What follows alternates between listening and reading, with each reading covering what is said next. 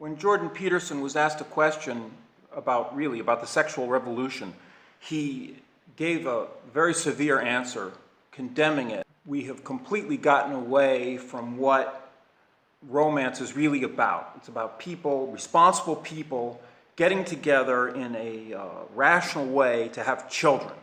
That's the thing. So this is an example of where Jordan Peterson is promoting the old virtues, except that, and this is what I've been emphasizing in my other videos, except that there's a certain twist, and that twist comes from his very scientific perspective, Darwinian perspective. So in the Darwinian perspective, there's no poetry in it, in a way. I mean, Jordan Peterson is a very artistic, poetic kind of guy, but the thinking is influenced so much by science. So what happens? The idea of happiness as being the goal, or an important part of the goal of romance, Jordan Peterson calls it the silly dream of a 13-year-old girl. And that isn't right. I mean, the goal of people getting together is not having children. I mean, it's a result of it. And it could be a goal for some people, but it's not as if only now in our consumerist material society have people forgotten what the real meaning of romance and marriage is. And I'll just give a little example, a little proof of how in the old days the idea of happiness was indeed a goal of relationships.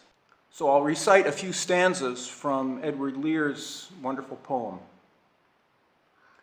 On the coast of Coromandel, where the early pumpkins blow, in the middle of the woods lived the Yongy Bo.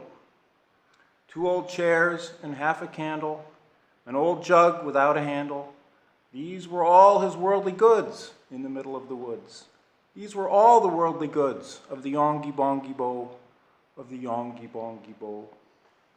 Once among the bong trees walking, where the early pumpkins blow, to a little heap of stones came the Bo.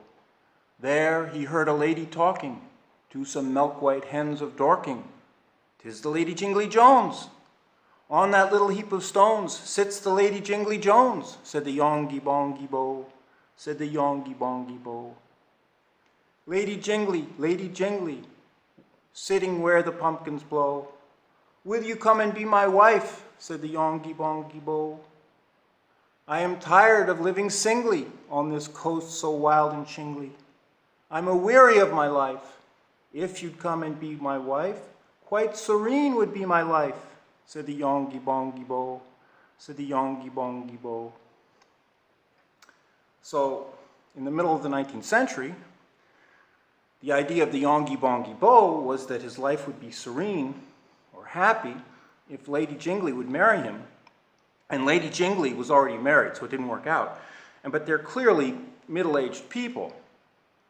So relationships, love, and romance is about more than having children. And even in Genesis, God creates Eve not in order to populate the world, not for children, but so that Adam can have a companion. Because, as it says in the Bible, it's right that Adam have a companion, like the other animals. So that made me think about this, what I've said before, about the danger of what Jordan Peterson is doing. I mean, again, it's great. Jordan Peterson is putting back the hierarchy, and I'm all in favor of that. I think he's fabulous. But if this scientific perspective takes over, and especially with that angle, in other words, taking happiness out of marriage and making everything about rationality and a Darwinian rationality, having children and success and so on. To finish this video, I'll recite another stanza from the Yongy-Bongy Bo, which has deeper meanings which are apropos to all of this. So Lady Jingly has to turn down the Yongy-Bongy Bo, and the last stanza in that part of the poem goes like this.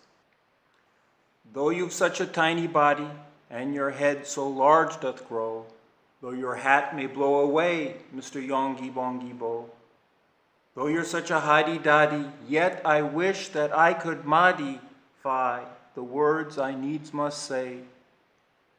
Will you please to go away? That is all I have to say, Mr. Yongy Bongy Bo, Mr. Yongy Bongy Bo.